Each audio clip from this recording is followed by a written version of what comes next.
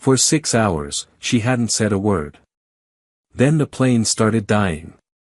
She spoke once, a call sign that didn't exist anymore. A name buried 8 months ago. The fighter pilots froze in their cockpits. If she was alive, this wasn't just an emergency. It was something far worse. Before you watch full story, comment below from which country are you watching. Don't forget to subscribe for more amazing stories. The boarding gate at Denver International smelled like burnt coffee and recycled air.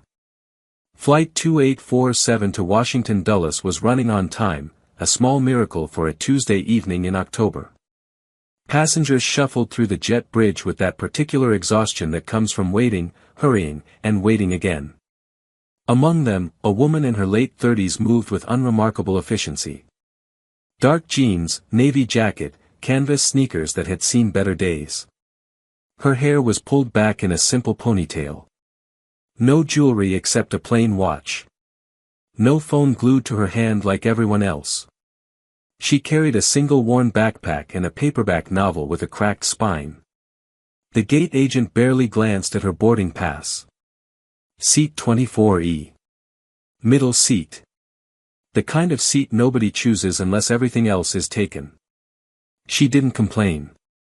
Inside the aircraft, she moved down the aisle with her head slightly lowered, making brief eye contact with no one.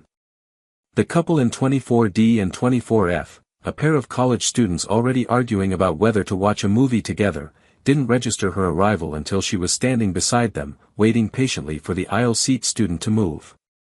"Oh, sorry," he mumbled, standing up and letting her squeeze past. She settled into 24E without adjusting the seat, without fidgeting with the air vent, without doing any of the small territorial things passengers do when they claim their space. She simply sat down, fastened her seatbelt, opened her book to a dog-eared page, and became part of the background. For the next 40 minutes, as the plane filled and the flight attendants ran through their choreographed safety demonstration, she didn't move except to turn pages. She didn't look up when the engine started. Didn't react when the aircraft pushed back from the gate. Didn't glance out the window as Denver fell away beneath them and the Rocky Mountains stretched across the horizon like a promise of distance. To anyone watching, and no one was, she appeared to be exactly what her ticket said she was: Sarah Mitchell, marketing consultant, traveling alone, unremarkable in every measurable way. The name was real enough. It had a credit history, a driver's license, even a modest social media presence filled with generic posts about coffee and sunsets. The kind of digital footprint that exists to be ignored. What the name didn't have was any connection to the woman using it. Her real name hadn't appeared on a passenger manifest in 8 months. Hadn't appeared on any official document at all, actually, since an incident report filed last February that ended with the word, "deceased." The report had been filed by a 2-star general who'd watched her coffin being lowered into the ground at Arlington National Cemetery. He'd saluted. Turned away. And signed papers that made sure nobody would ever ask questions about how a 36-year-old Air Force combat controller had died during a routine training exercise in the Nevada desert. 12 people attended that funeral. Most of them had clearances so high they couldn't tell their spouses where they'd been that day. The woman they buried wasn't in the coffin. She was in seat 24E, reading a thriller novel and listening to an Airbus A320 climb to cruising altitude. The flight attendants moved through the cabin with practiced efficiency. Drinks, snacks, smiles that were professionally warm but personally distant. They'd been doing this long enough to read passengers at a glance. The businessman in 12C would drink 3 whiskeys and pass out. The family in row 18 would need extra napkins and patience. The teenager in 7A had already put on noise-canceling headphones that screamed, "Don't perceive me." The woman in 24E presented no data points worth noting. She accepted a tomato juice when offered, drank half of it, and returned to her book. She didn't use the bathroom. Didn't recline her seat. Didn't ask for anything. "That lady hasn't moved in like 3 hours," the college student in 24F whispered to his girlfriend, nodding toward the middle seat. "Maybe she's afraid of flying," the girlfriend whispered back. "She doesn't look afraid." She looks. I don't know. Like a statue or something. Leave her alone, Tyler. Tyler shrugged and went back to his movie. What he couldn't see, what none of them could see, was the way her eyes moved behind her closed lids during the moments she appeared to be resting. The way she tracked sounds, the hydraulic whine of the flaps adjusting, the subtle change in engine pitch as the autopilot made corrections, the pressurization system cycling through its routine. She wasn't sleeping. She was listening. And she was counting. 6 years of training had taught her that aircraft have rhythms. Patterns. An Airbus A320 at cruising altitude makes approximately 847 distinct mechanical sounds during normal operation. She knew 843 of them by heart. The other 4 she'd learned by reading accident reports. The sounds planes make when they're dying. Which meant she noticed, 4 hours into the flight, when sound number 844 appeared. It was barely there. A vibration that traveled through the seat frame for exactly 2 seconds, then disappeared. The kind of thing that gets lost beneath conversations and crying babies and the endless white noise of travel. Her eyes opened. She closed her book and set it on her lap, her hands resting on top of it, loose but ready. She counted to 60, measuring her breathing, waiting. The vibration came back. 3 seconds this time. Deeper. In the cockpit, a caution light illuminated on the system display. The kind of amber warning that means, pay attention, but not, panic. Captain James Rothwell, 22 years with the airline, glanced at it and frowned. Engine 2 oil pressures fluctuating. First Officer Linda Cow checked her instruments. Still in the green. Probably a sensor reading. Log it anyway. Already on it. They weren't worried. Not yet. Modern aircraft have redundant systems for their redundant systems. A fluctuating sensor was annoying, not dangerous. Rothwell had flown through worse. 3 weeks ago, he'd dealt with a pressurization leak over Kansas. Before that, a bird strike on departure from Phoenix. You logged it, you followed procedures, you landed safely. That was the job. But something about this felt different. He couldn't explain why. Just a feeling in his gut, the kind pilots learn to trust after years of experience. Keep an eye on it, he told Cow. Copy. Back in 24E, the woman's expression hadn't changed. But her posture had. She'd shifted her weight slightly forward, feet flat on the floor, center of gravity lowered. The instinctive adjustment of someone preparing for movement. The college student next to her was still watching his movie, completely oblivious. On screen, a CGI superhero was saving a city from an alien invasion. The irony wasn't lost on her. 5 rows back, a flight attendant named Marcus was refilling coffee cups and chatting with a passenger about airline loyalty programs. He'd been flying this route for 3 years and could navigate the cabin blindfolded. He didn't notice the woman in 24E stand up and move into the aisle. She walked toward the rear galley with the unhurried pace of someone heading to the bathroom. But her eyes were scanning. Emergency exits, 2 over wing, 2 rear. Oxygen panel locations, every other row. Structural stress points in the overhead bins, the forward latches would fail first in a sudden decompression. In the galley, she paused next to the intercom panel, looking at it for just a moment longer than a normal passenger would. She was memorizing the layout.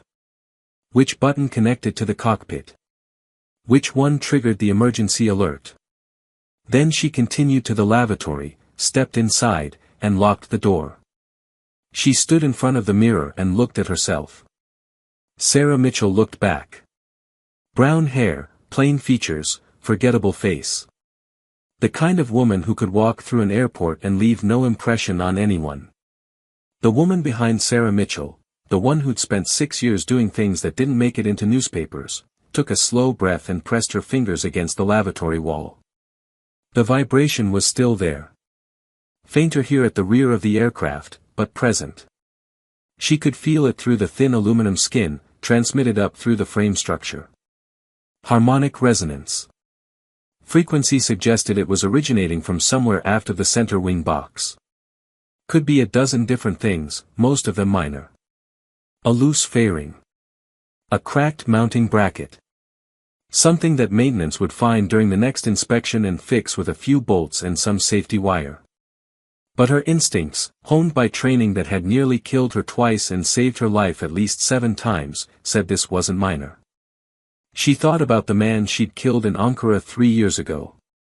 He'd been planning to sabotage commercial aircraft using a technique that exploited harmonic resonances in servo actuators.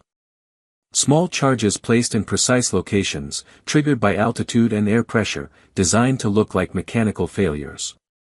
They'd stopped him. Shut down his network. Burned his research. Or so they thought. She counted to 30, then flushed the toilet she hadn't used and returned to her seat. Tyler barely noticed when she squeezed past him again. His girlfriend was asleep against the window, mouth open, headphones askew. "You okay?" he asked, not really interested in the answer. "Fine," the woman said quietly. The first word she'd spoken in 5 hours. She picked up her book but didn't open it. She was listening again. Counting again. And now she was making calculations. Distance to nearest suitable airport, approximately 200 miles.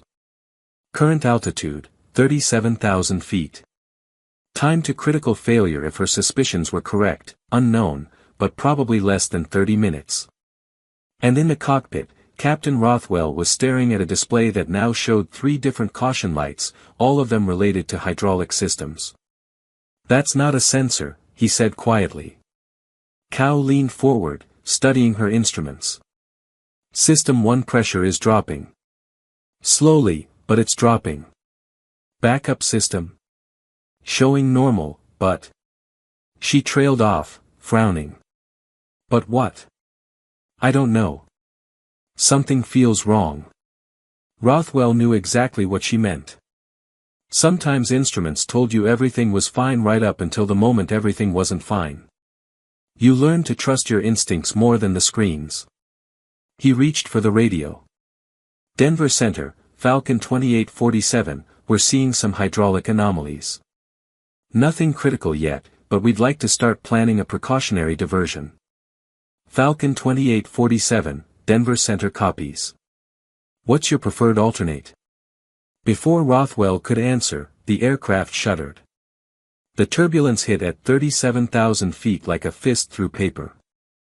Not the gentle bumping that makes passengers grip armrests and flight attendants pause mid-pour. This was a violent shudder that ran through the entire aircraft frame, accompanied by a sound like metal grinding against metal somewhere deep in the machinery. Overhead bins rattled. A woman screamed. Someone's laptop slid off their tray table and hit the floor with a crack that meant expensive repairs. And then, for 5 terrible seconds, the plane dropped. Not figuratively. Actually dropped.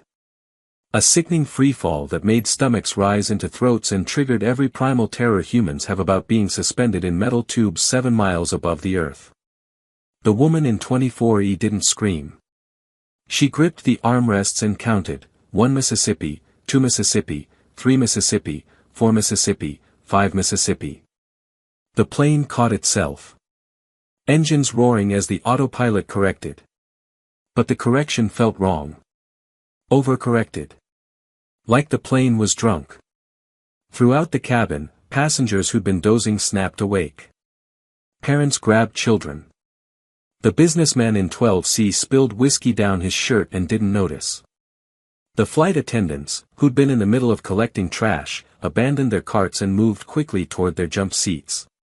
The seatbelt sign chimed on with unusual urgency, accompanied by a tone that sounded more aggressive than the usual polite ding. "Ladies and gentlemen, this is Captain Rothwell."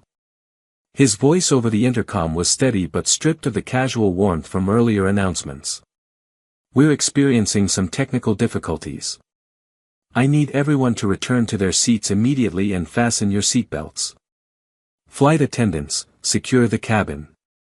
Technical difficulties. The phrase people use when they mean something bad but don't want to cause panic. Around the cabin, the mood transformed instantly. The careful fiction that air travel is safe and boring and routine shattered. People who'd been reading or sleeping or watching movies were suddenly, viscerally aware that they were sitting in a metal tube being held aloft by physics and engineering and hope. The woman in 24E was already computing. The drop had lasted approximately 4.8 seconds. That meant they'd fallen roughly 350 feet before the autopilot compensated. Controlled recovery, but sluggish. Hydraulic response time was off by at least 40%, possibly more. Combined with the earlier vibrations, that suggested a progressive failure in the flight control system. Not catastrophic yet, but heading that direction. She ran through scenarios in her mind. Best case, they'd limp to the nearest airport with degraded controls and land hard but safe. Worst case, total hydraulic failure followed by loss of control authority, which meant the pilots would be trying to fly a 150,000-pound aircraft using nothing but engine thrust and prayer. Survivability in a worst-case scenario, less than 20%. The plane lurched sideways. Not a roll. A sudden yaw, like an invisible hand had grabbed the tail section and shoved it 10 degrees off course. More screaming. A flight attendant stumbled and caught herself on a seat back, her professional composure cracking for just a moment. Tyler grabbed the armrests, his knuckles white. "What's happening?" "Hydraulic failure," the woman said calmly. He stared at her. "What?" "The systems that control the plane's movement are failing. The pilots are compensating but it's getting harder." "How do you know that?" She didn't answer. She was listening to the engines. The left one was running slightly hotter than the right, working harder to maintain altitude.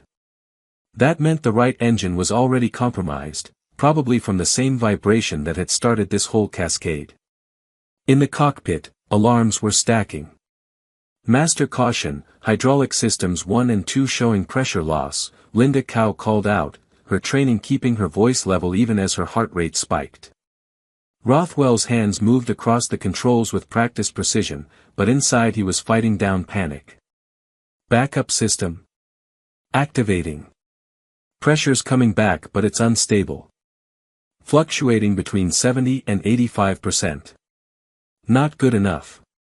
Get me options for emergency diversion. Closest suitable airport."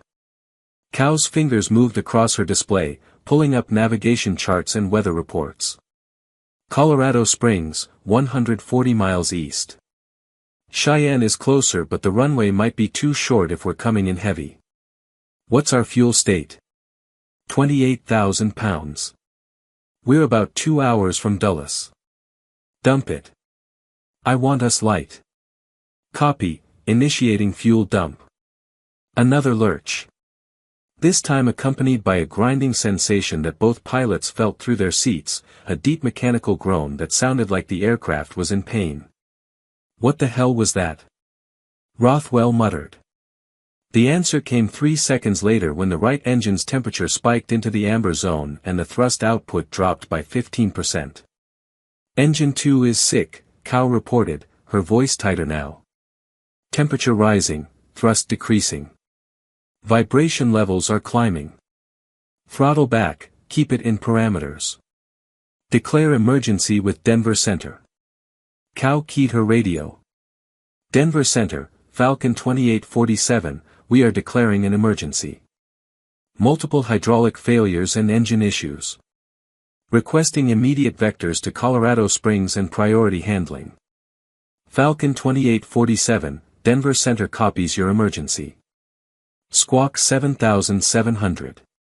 You're cleared direct Colorado Springs, descend and maintain flight level 250.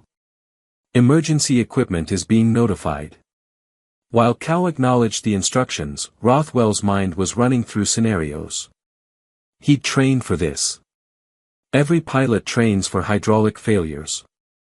But training and reality are different things. In the simulator, you knew you'd walk away at the end.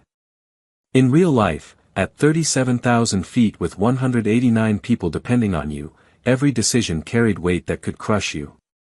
They were 35 minutes from the nearest runway. The plane was getting harder to control by the minute. And they had 189 souls on board. He hated that phrase, souls on board. It made it sound like they were already dead. 189 people who'd boarded this aircraft trusting that he'd get them safely to their destination. He'd never lost a passenger. Not in 22 years of flying. He wasn't about to start now. He reached for the intercom, trying to decide what to tell the cabin. The truth? Comforting lies? Some careful middle ground that acknowledged the danger without causing panic? Before he could speak, another alarm blared. This one louder, more insistent. Fire warning, engine 2. Cow's voice cracked for the first time. Rothwell's training took over, his hands moving through the emergency checklist without conscious thought. Engine fire procedure. Now. Fire handle pulled, fuel cut off, extinguisher discharged. They waited. 5 seconds. 10. 15. The fire warning stayed lit. Extinguisher ineffective, Cow said quietly. Fire is not extinguishing. In 22 years of flying, Rothwell had never heard those words outside of a simulator. He'd hoped he never would.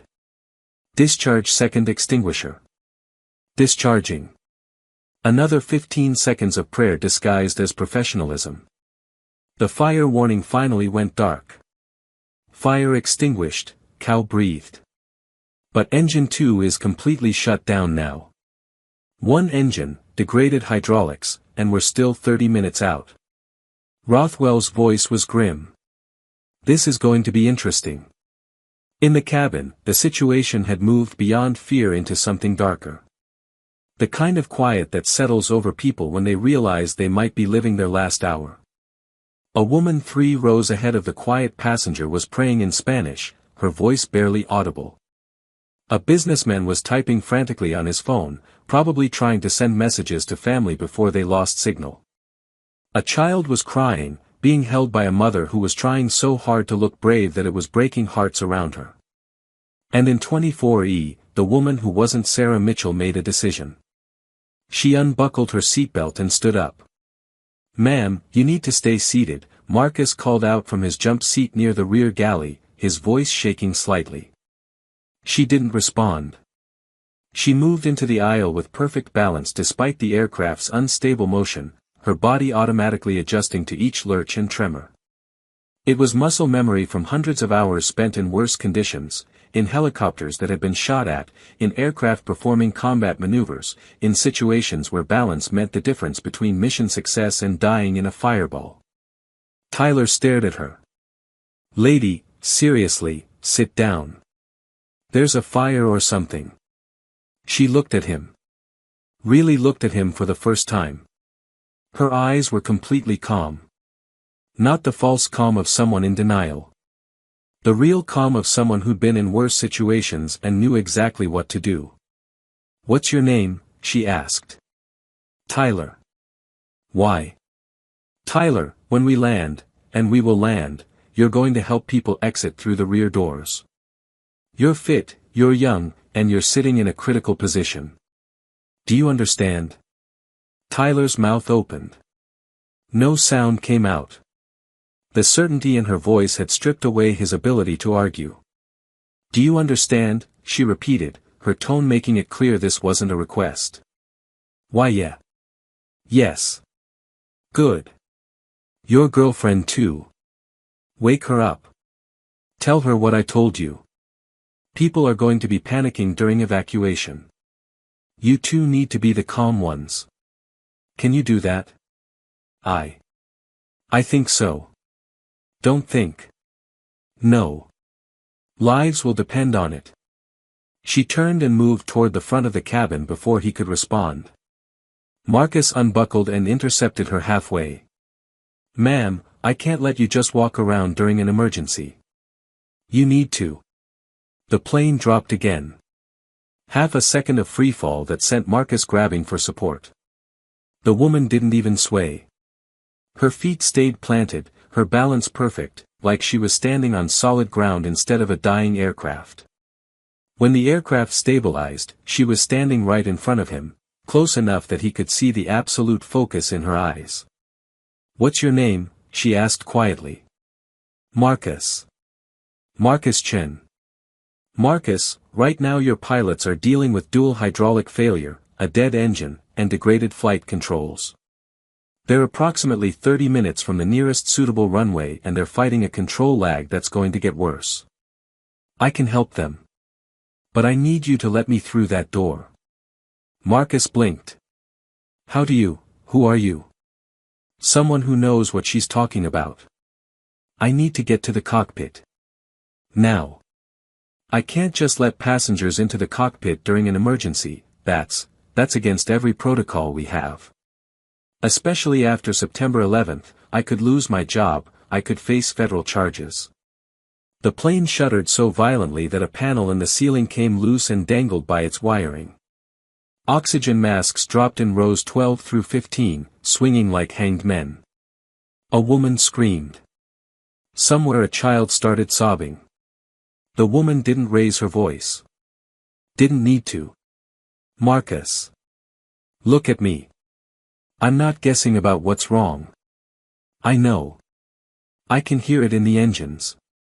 I can feel it in the airframe. And if your pilots don't get help in the next 10 minutes, these people are going to die. All of them. Including you. Including me." Something in her tone, not threatening, not pleading, just absolute certainty, cut through every protocol Marcus had been trained on. "If this goes bad," he whispered, "I'm fired. If this goes bad, that won't matter. But it's not going bad. Because I'm not going to let it." She moved past him toward the cockpit door. Marcus didn't stop her. Later, when investigators asked why he'd allowed an unauthorized passenger to access the flight deck during an emergency, he wouldn't have a good answer. He'd just say that something about her made him trust her more than he trusted the rules. Sometimes instinct matters more than procedure. The woman reached the cockpit door and knocked. 3 sharp raps, authoritative and impossible to ignore. The cockpit of Flight 2847 had transformed into a battlefield of lights, sounds, and impossible decisions. "Denver Center, Falcon 2847, we are unable to maintain altitude, declaring Mayday, Mayday, Mayday." Linda Cow's voice was clinical, but her hands were shaking as she transmitted. "Professional until the end. That's what the training taught you. Stay calm until the ground stops you. Falcon 2847, Denver Center copies Mayday. We're clearing a path to Colorado Springs, current distance 127 miles. Squawk 7700. We're also notifying Peterson Space Force Base, they're closer and have better emergency facilities if you need an alternate. Squawking 7700. Peterson might be a better option, we're losing altitude faster than expected. Copy Falcon, I'll coordinate with Peterson. Stand by. On radar screens across 3 states, Flight 2847's transponder code changed to 7700, the universal signal for aircraft emergency. Controllers scrambled, rerouting traffic, clearing airspace, making phone calls that would mobilize hundreds of people. And in a classified facility in Nevada, an automated alert system noticed something unusual about the failing aircraft's telemetry data and flagged it for human review. A technician looked at the data. Frowned. Pulled up additional information. Then reached for a secure phone line that connected directly to a building in Washington, D.C. that didn't have a name on any map. Nobody in the cockpit knew that yet. They were too busy trying not to crash. Control response is degrading, Rothwell said, fighting the yoke. The normally responsive controls felt sluggish, delayed, like steering a truck through deep mud. It's like there's a 5-second lag between input and response. Altitude 32,000, descending at 1,800 feet per minute. That's way too fast. I know. I'm trying to shallow it out, but the controls aren't responding the way they should. Engine 1 temperature is climbing now too. We might lose both engines. Then we glide. We've got the altitude. Not if we can't control the descent rate. A knock on the cockpit door. 3 sharp raps. Both pilots ignored it. They had slightly more pressing concerns than whoever needed to use the forward lavatory. Another knock. More insistent this time. Are you kidding me right now? Rothwell growled. Who? The intercom from the cabin crackled. Marcus's voice, tight with stress. Captain, I have a passenger who says she can help. She knows what's wrong with the plane. Tell her to sit down and let us work. Rothwell snapped. Sir, I really think you should.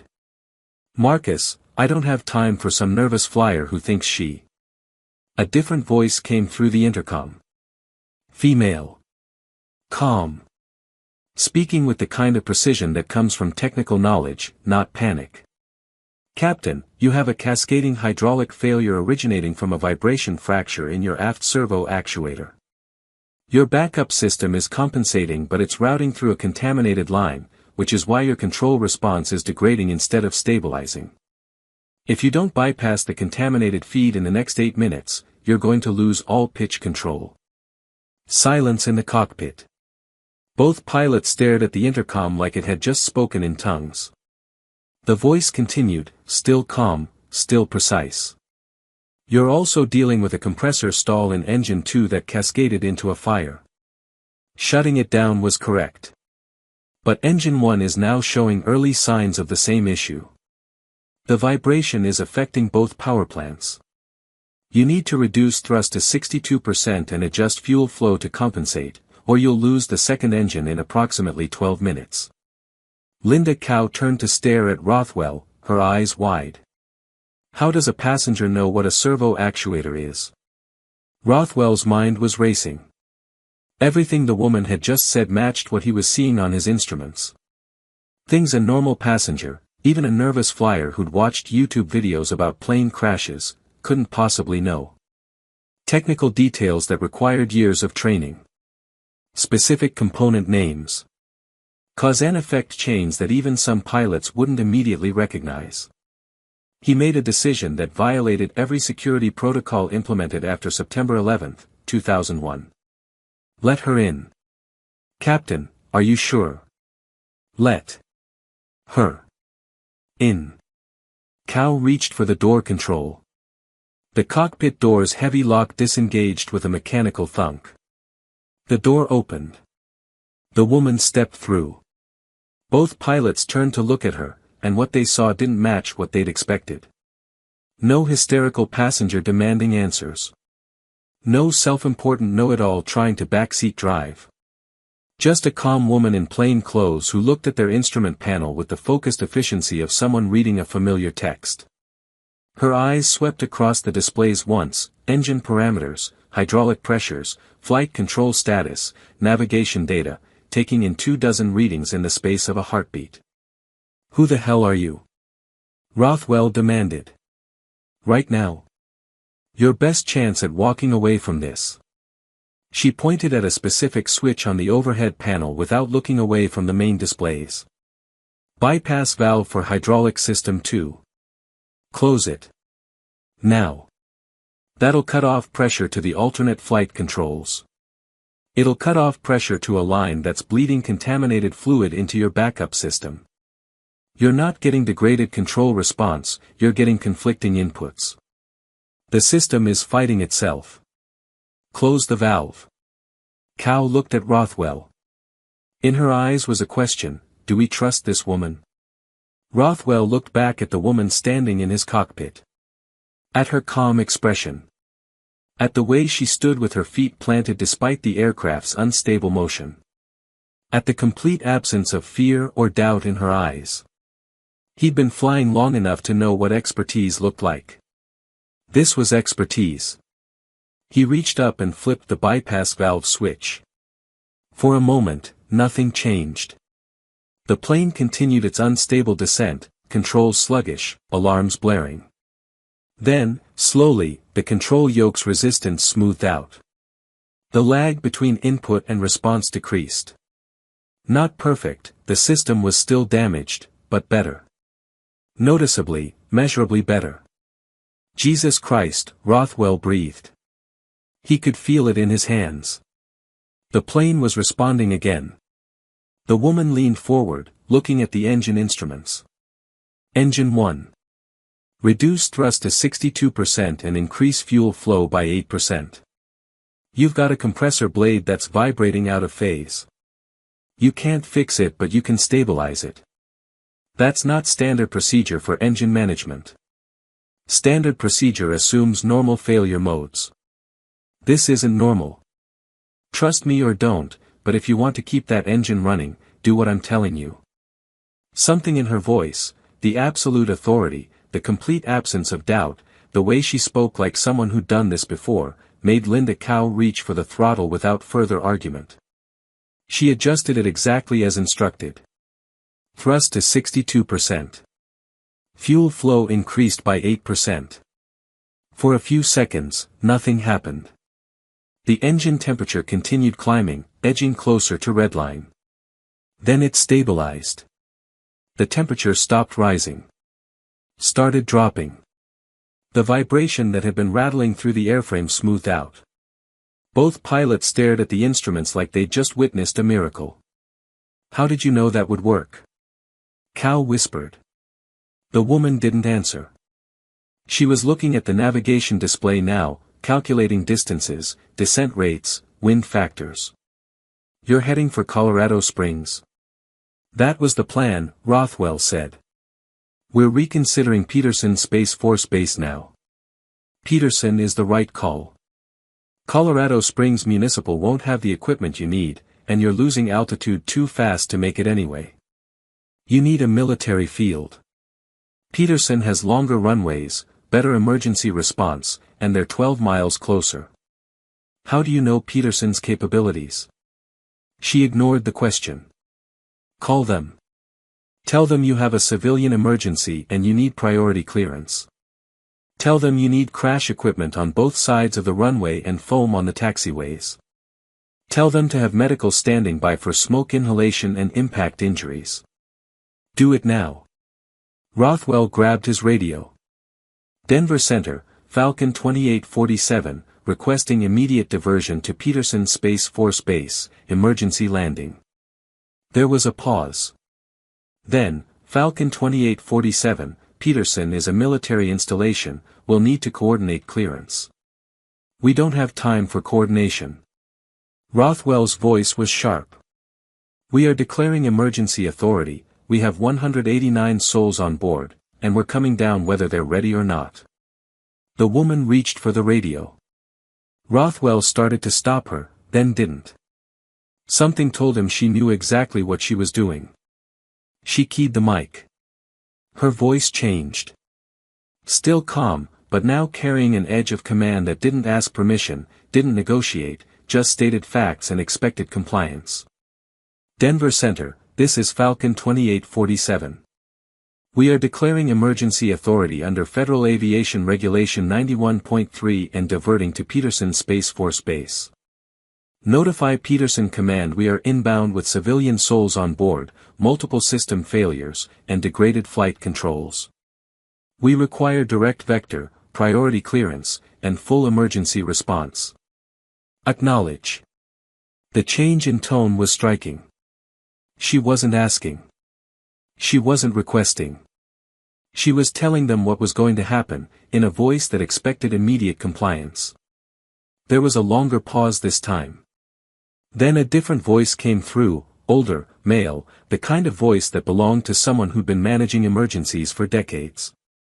Falcon 2847, Denver Center copies. Peterson has been notified and is clearing their airspace. You are cleared. Direct Peterson, descend and maintain altitude at your discretion. Squawk ident and say souls on board. 189 souls, Falcon 2847. Copy 189. Good luck. The woman handed the radio back to Rothwell. His hands, he noticed, were steady now. Purpose had replaced panic. Thank you, he said quietly. She nodded once. We're not on the ground yet. Don't thank me until we are. Then she reached for a different radio. The military emergency frequency. Both pilots watched as she adjusted the frequency selector to 243.0 MHz, guard frequency, monitored by all military aircraft, and keyed the mic. Peterson Tower, this is civilian flight Falcon 2847, declaring Mayday on guard. We are a commercial Airbus A320 with 189 souls on board, currently bearing 094 from your position at 28,000 feet descending, dual hydraulic failure, one engine shut down, degraded flight controls. Requesting immediate emergency landing, full crash response, and priority handling. How copy? The response was immediate and professional. Falcon 2847, Peterson Tower reads you loud and clear on guard. We have you on radar. Crash equipment is rolling, airspace is being cleared. Be advised we have 2 F-22s conducting training operations in your vicinity. We're recalling them now to provide visual escort. Can you confirm your emergency status and fuel state?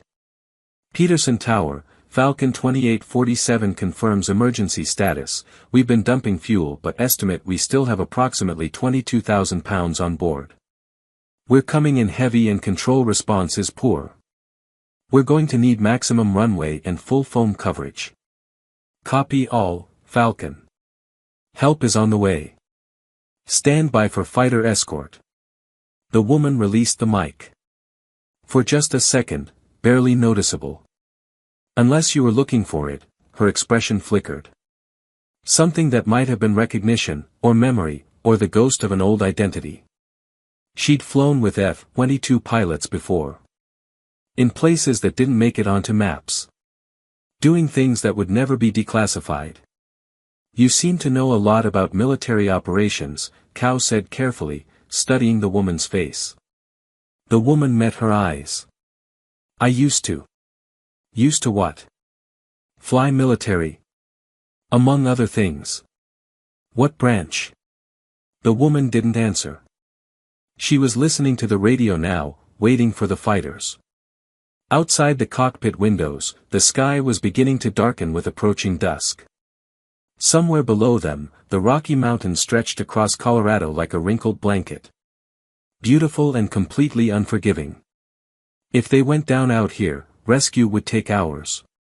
If anyone survived the crash. Altitude 24,000, Cow called out. Descent rate is under control, we're at 1,200 feet per minute now. Engine status. Engine 1 is stable.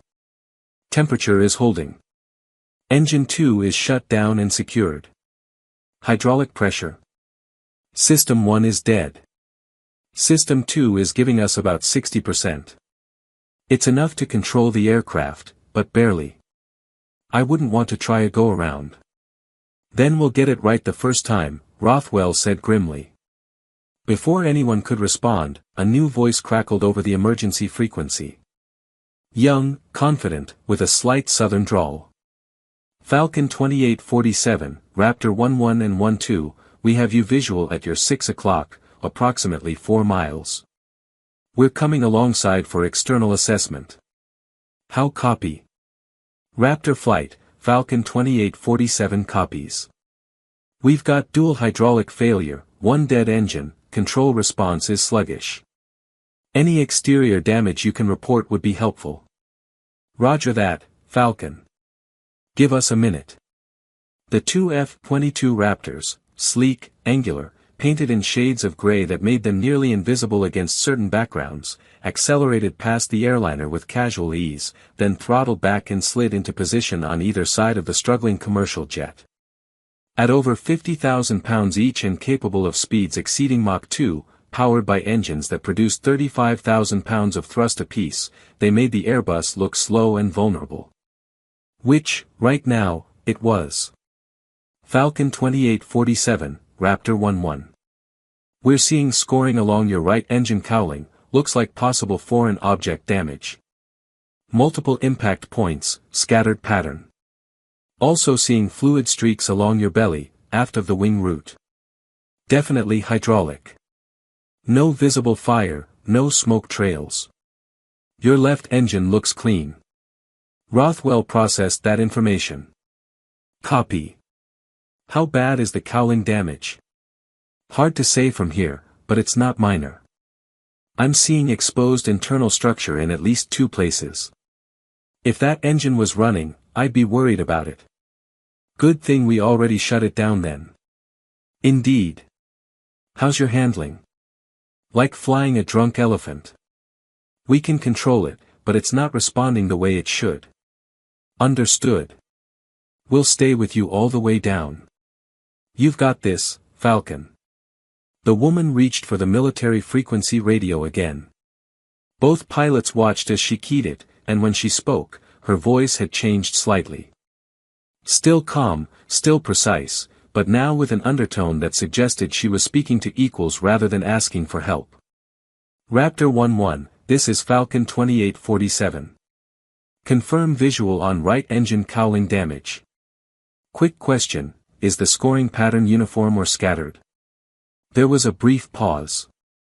Then, Falcon, who am I speaking with? Aircraft systems specialist currently in the cockpit. Need confirmation on damage pattern for assessment purposes. Another pause. Longer this time. The fighter pilot was clearly trying to figure out why a specialist on a commercial flight was asking detailed technical questions with military precision. Pattern is scattered. Multiple impacts, different sizes, not consistent with single-point failure. Looks like the engine ingested debris or encountered multiple foreign objects. Why? Because uniform scoring would indicate an internal failure that propagated. Scattered means external causation, something got pulled into the intake. That changes our risk assessment for the remaining engine. Thank you for the confirmation, Raptor 1-1. Roger that. Good catch, specialist. The woman set down the mic. Rothwell was staring at her with open curiosity now, fear temporarily replaced by professional fascination. Who taught you to assess engine damage from external visual reports? Same people who taught me to fly aircraft like this one. You're a pilot. Was. Long time ago. Commercial or military? She didn't answer. She was watching the instruments again, tracking their descent, calculating the approach. 22 miles to Peterson, Cow called out. Altitude 18,500, descending at 1,100 feet per minute. Too fast, the woman said quietly. You need to shallow out the descent or you'll come in with too much energy. You won't be able to bleed it off with your control surfaces compromised. If I shallow out too much, we might not make the runway, Rothwell argued. If you don't shallow out, you'll overshoot and end up in the Colorado Springs suburbs. Trust me on this. Reduce your descent rate to 800 feet per minute. That's going to put us uncomfortably high on final approach. You can lose altitude faster than you can gain it. Better to be high and dive than low and struggling. Reduce to 800. Rothwell looked at Cow. She shrugged. She's been right about everything else. He made the adjustment. Outside the windows, the F-22s maintained their escort, close enough that the fighter pilots could see into the airliner's cockpit windows, far enough that their jet wash wouldn't disturb the struggling aircraft. In the lead Raptor, the pilot, call sign Rattler, was having a conversation with his backseater that his passengers couldn't hear. That specialist voice sounded military to you? Rattler asked over the internal intercom. His weapons systems officer, call sign Bishop, was already pulling up database searches. Yeah. Definitely had that tone. You think we've got someone Air Force on that bird? Maybe. Or contractor. Run the voice through recognition, see if anything pops. On it. Bishop routed the recorded radio transmission through a classified voice recognition system that could match voiceprints against a database of military personnel and cleared contractors.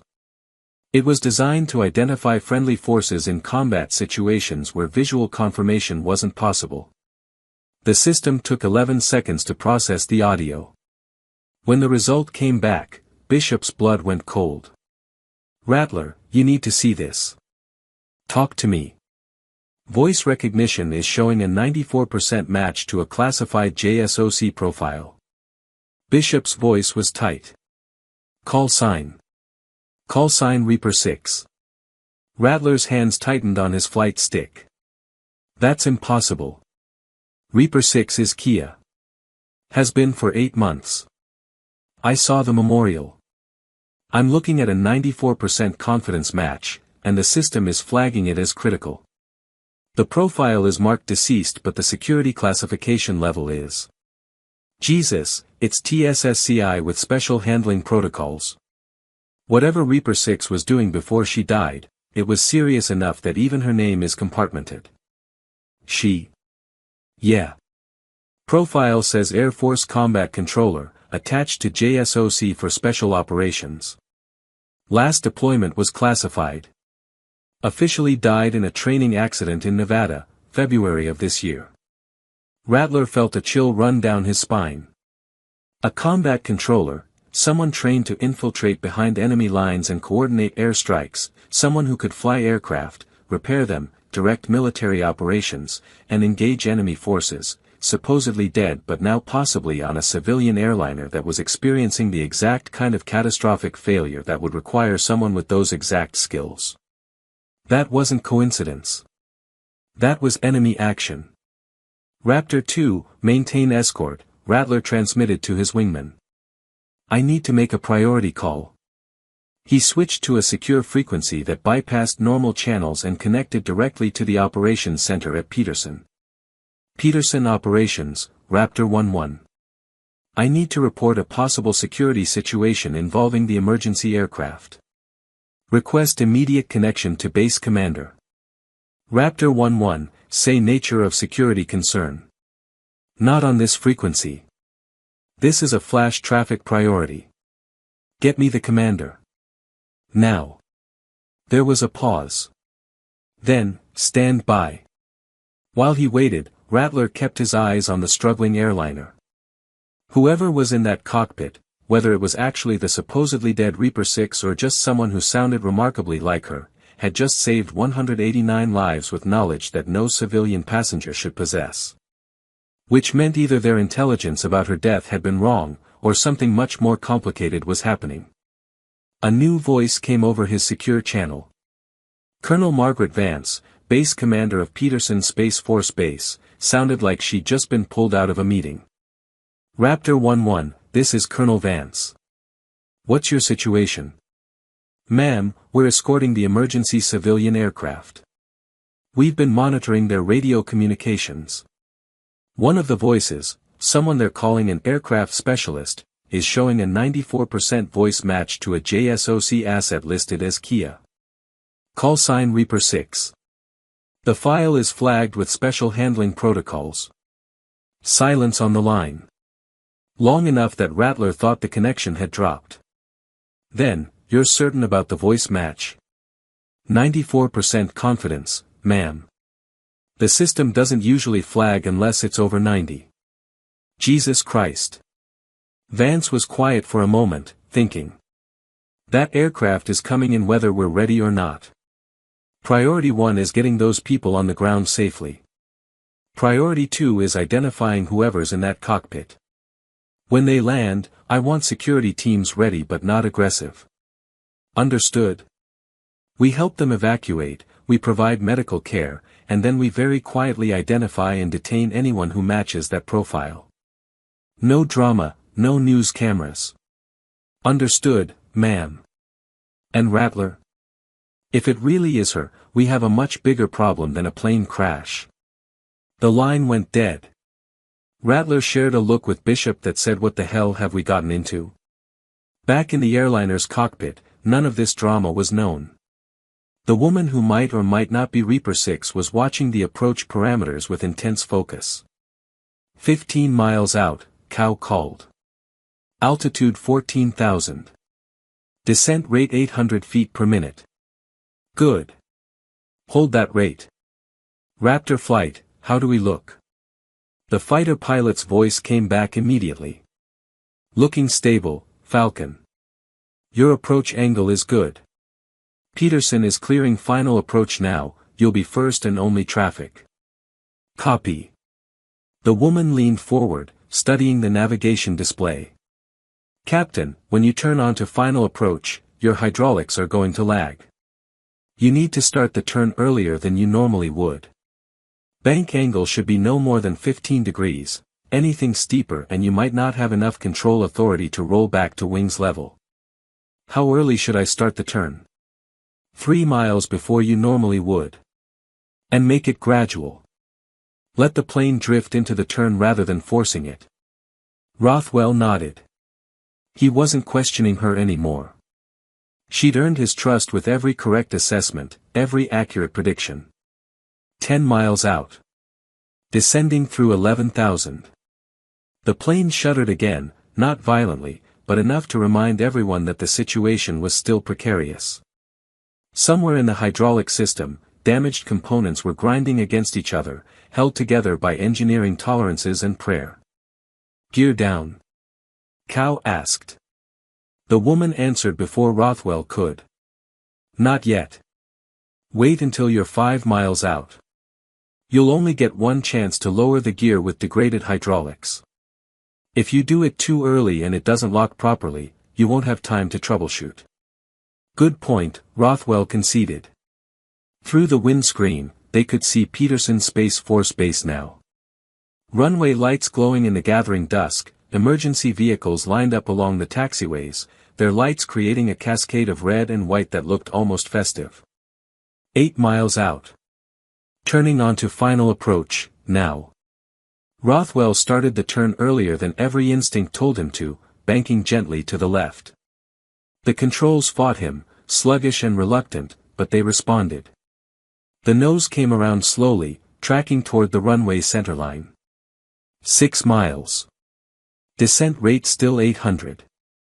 Airspeed 180 knots. Deploy gear, the woman said. Rothwell reached for the gear lever and pulled it down. They waited. In a normal aircraft, 3 green lights would appear almost immediately, indicating the landing gear was down and locked. In this aircraft, with damaged hydraulics, it took 8 agonizing seconds. 1 green light. 2 green lights. Come on, Rothwell thought. Give me that third light. 3 green lights. Gear down and locked, Cow breathed.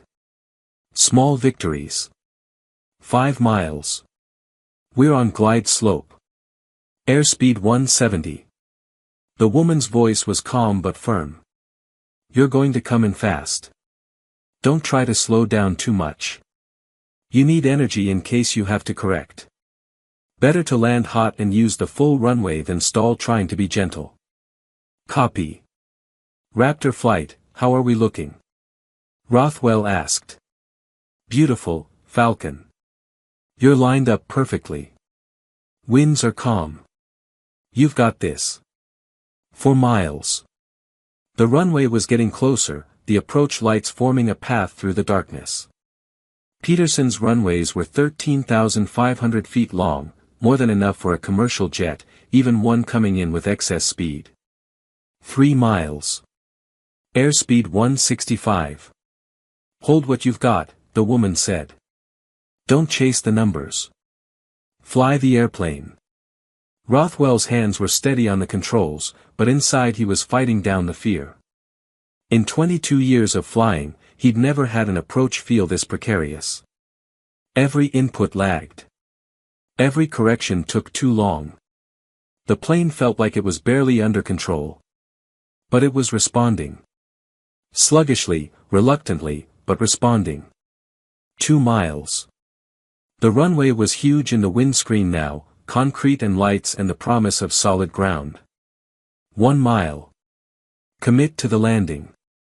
Committed, Rothwell confirmed. 500 feet. The woman put her hand on the back of Rothwell's seat, bracing herself. Her voice dropped to just above a whisper, meant only for him. You can do this. Trust yourself. Trust your training. Fly the airplane all the way to the ground. 300 feet. The runway lights were a blur now, streaming past on either side. 200 feet. Time seemed to slow down. Every second stretched into eternity. 100 feet. Flare. Rothwell pulled back on the yoke, raising the nose, bleeding off speed, preparing for touchdown. The controls responded with agonizing slowness.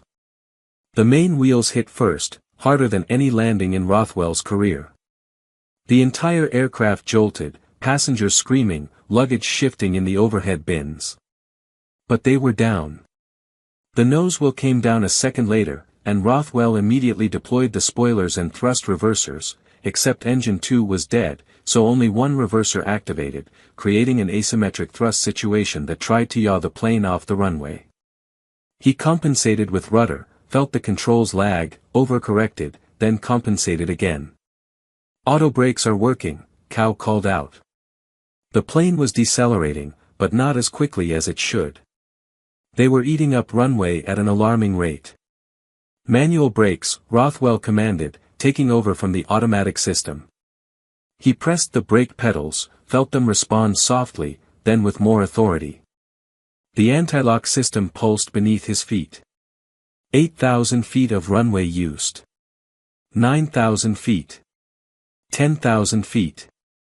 They were slowing but still moving fast. 11,000 feet.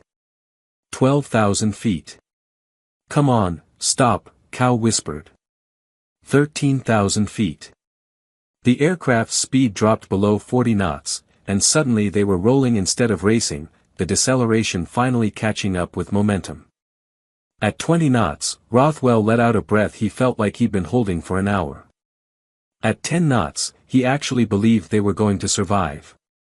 At 0 knots, the plane came to a complete stop with 500 feet of runway to spare. For 5 full seconds, nobody in the cockpit moved. The alarms were still screaming, alerts still flashing, but none of that mattered anymore. They were on the ground. They were stopped. They were alive. Linda Cow started crying. Captain James Rothwell closed his eyes, his hands still gripping the yoke, and mouthed a silent thank you to whatever forces of physics and fate had just allowed him to land a dying aircraft without killing anyone. Behind them, the woman who wasn't Sarah Mitchell straightened up from where she'd been bracing against Rothwell's seat. "Get those passengers off," she said quietly. "Now.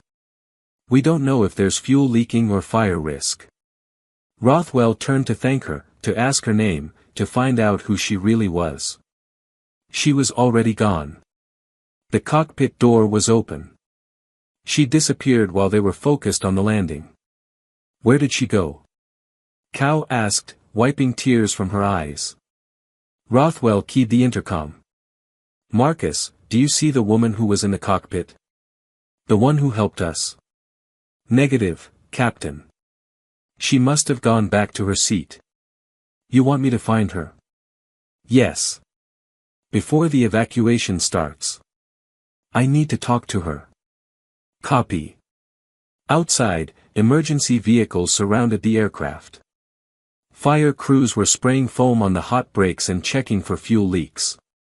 Paramedics were standing by. Base security was setting up a perimeter. And in a vehicle parked 50 yards from the runway, Colonel Vance was watching through binoculars, waiting to see who emerged from that aircraft. The evacuation was controlled chaos. Slides deployed from all 4 doors with explosive pops. Flight attendants shouted instructions that were barely heard over the noise and fear. Passengers stumbled down the slides, some crying, some laughing, some just standing at the bottom in shock, unable to process that they'd just survived something they'd been sure would kill them. Marcus stationed himself at the rear exit, helping people, exactly as the quiet woman had told him to. Tyler and his girlfriend were doing the same on the opposite side, their youth and energy making them perfect for the task of catching panicked passengers and directing them away from the aircraft. Emergency responders moved through the chaos with practiced efficiency, doing quick medical assessments, marking anyone who needed immediate attention, directing the uninjured toward waiting buses that would take them to a temporary staging area. And through all of it, Colonel Margaret Vance watched, scanning faces, looking for one specific person. The woman from row 24E was nowhere to be seen. "Sir, we've got everyone off the aircraft," a young captain reported to Vance. 189 passengers, 6 crew. Preliminary casualty report shows no fatalities, 12 minor injuries, mostly from the hard landing, nothing serious. Outstanding. Get the crew isolated. I need to interview them separately, starting with the pilots. Yes, ma'am. And Captain? We're looking for a female passenger, late 30s, probably traveling under an assumed name. She's the one who helped in the cockpit. Find her. Already on it, ma'am. We're checking IDs against the passenger manifest. Vance nodded, but she wasn't optimistic. If the woman in that cockpit really was who the voice recognition suggested, she would have contingencies. Backup identities. Exit strategies. Ways to disappear before anyone could ask questions. Combat controllers didn't get captured because they were always 3 moves ahead. Inside the aircraft, now empty except for investigators beginning their initial walkthrough, something caught the attention of an FAA inspector. Row 24, Seat E. A paperback novel lay on the seat, dog-eared and well-read. Next to it, carefully placed as if by someone who'd had time to arrange things before leaving, was a note written on a napkin in neat, precise handwriting. The inspector picked it up and read. Check the aft servo actuator assembly and hydraulic lines in the tail section. You'll find evidence of induced vibration failure, not mechanical fatigue. The pattern is consistent with hostile action. Look for residue from thermite charges, approximately 15 grams each, placed at structural resonance points. This wasn't an accident. Someone tried to bring this plane down. Recommend you check passenger manifests against intelligence watch lists, particularly individuals with connections to the February incident in Ankara. Be careful. Whoever did this has resources and reach. They'll try again. Our 6-inch. The inspector read it twice, then called over a security officer. Get this to Colonel Vance. Immediately. In a temporary command post set up in a hangar, Rothwell and Cow were giving their statements to a team of investigators. Both pilots were still shaking with adrenaline, their voices hoarse from stress. And this passenger, an NTSB investigator asked for the 3rd time, "You're absolutely certain she identified specific technical failures before you observed them on instruments?" "Completely certain," Rothwell said. "She diagnosed the servo actuator problem before we even knew we had one. She corrected our engine management procedures. She walked us through the approach. Without her, we would have lost control completely." "Can you describe her?" "Late 30s. Brown hair in a ponytail. Plain clothes, jeans, jacket. Average height, average build. Nothing remarkable about her appearance. Except her knowledge," Cow added. "She knew things that only a trained pilot would know. Military pilot, I think. The way she spoke, the terminology she used, the way she gave orders, that was military. I'm sure of it." "Did she give you a name?" "No. We didn't have time to ask." "Did she say anything that might indicate her identity or background?" Rothwell hesitated, remembering. "She said something about using a JSOC call sign. Or maybe that was on the radio to the fighters. It happened so fast, I can't remember exactly." The investigator's pen stopped moving. JSOC? Joint Special Operations Command? Maybe. I'm not sure. The investigator exchanged glances with a woman in a dark suit who'd been standing quietly in the corner. The woman stepped forward, introducing herself with the kind of vague credentials that screamed federal intelligence. "Captain Rothwell, First Officer Cow, I'm Agent Elizabeth Marsh. I need you to think very carefully. Did this woman at any point use a call sign on the radio? Any code word or designation?" Rothwell concentrated, trying to remember through the chaos and fear. There was something. When she was talking to the fighters. She said. God, what was it? Reaper something? Cow snapped her fingers. Reaper 6. She said Reaper 6. I remember because it sounded dramatic, like something out of a movie. Agent Marsh's expression didn't change, but her posture did. Very slightly. Enough that Rothwell noticed. Is that significant? He asked. Potentially. Thank you for your cooperation. We'll need full written statements, but for now, you're free to go. Medical personnel will check you over, and will arrange accommodation for the night. After the pilots left, Marsh pulled out her phone and made a call to a number that wasn't stored in any contact list. It's confirmed, she said when the call connected. Reaper 6 is alive. She's here. Or she was. The voice on the other end was carefully neutral. Find her. She's already gone. Disappeared during the evacuation. But sir, there's something else. She left a note. Says the plane was sabotaged. Thermite charges, structural resonance points, connected to something that happened in Ankara in February. A long silence on the line. That's impossible. We eliminated that network. Maybe we missed someone. Or maybe she's been compromised and is feeding us disinformation. Sir, she saved 189 civilians. If she's compromised, why would she? I don't know, Agent Marsh. That's what you're going to find out. Find her. Bring her in. Don't let her disappear again. And if she doesn't want to be found? Then you remind her that she doesn't have a choice. She died 8 months ago. Dead people don't get to say no. The line went dead. 3 hours after the landing, while investigators were still crawling over the aircraft and passengers were being interviewed in a hangar that had been converted into a temporary processing center, a woman named Sarah Mitchell presented her ID at a car rental counter in Colorado Springs. The clerk barely looked at her.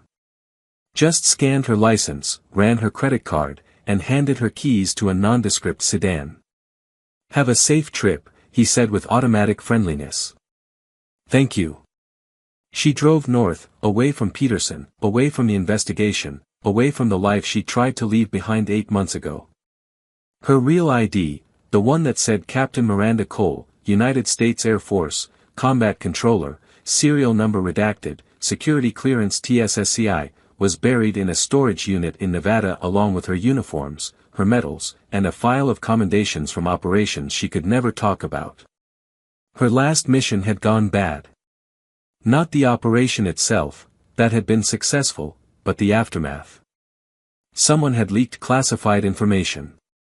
A safe house in Ankara had been compromised. Good people had died. And Miranda had been the convenient scapegoat. They'd offered her a choice, retire quietly, accept the blame, disappear. In exchange, they'd bury the truth about what really happened, and she'd get to keep her freedom.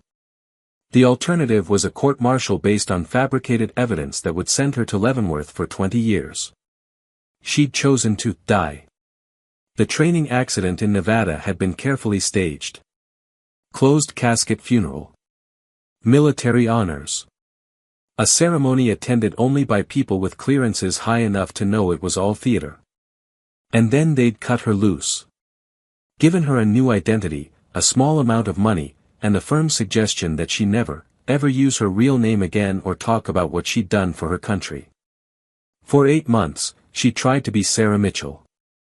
Tried to be normal. Tried to forget about combat operations and classified missions and the weight of secrets that could get people killed. And then she'd boarded Flight 2847, and someone had tried to kill 189 innocent people using a technique she'd seen before. The same technique that had been used by the network she'd helped dismantle in Ankara. Which meant either they hadn't eliminated that threat after all, or someone with access to classified information about that operation was now using it. Either way, people were going to die unless someone stopped them. And apparently, that someone was going to have to be her.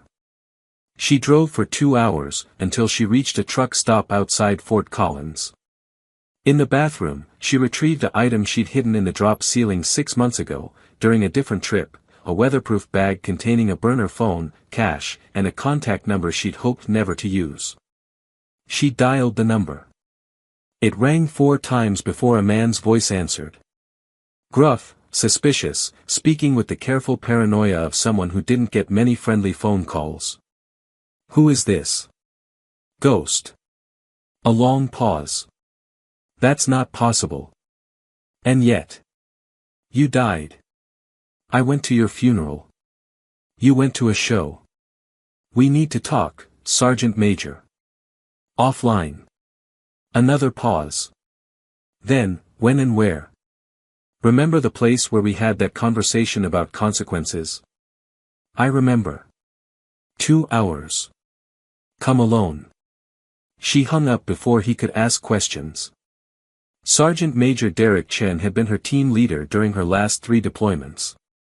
He'd fought beside her in places that didn't officially exist, trusted her with his life, and watched her die in Nevada knowing it was all a lie but unable to say so. If anyone could help her figure out who was trying to kill civilians with techniques stolen from classified operations, it was him. She got back in the car and drove east, toward a future she'd tried to leave behind. Some ghosts, she was learning, refused to stay buried.